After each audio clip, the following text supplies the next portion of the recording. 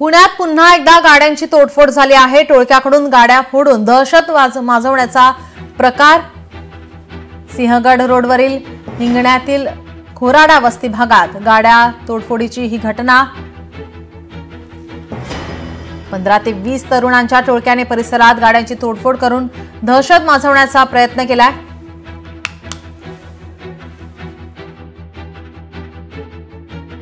आता कायमस्वरूपी आळा घालण्यासाठी ठोस कारवाईची मागणी परिसरातील नागरिकांनी केलेली आहे।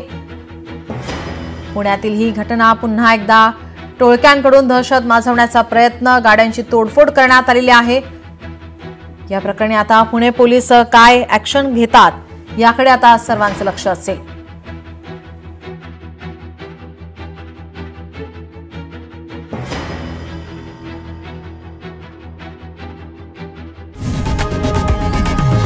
लोकशाही मराठी ऐका, पहा, जागरूक रहा।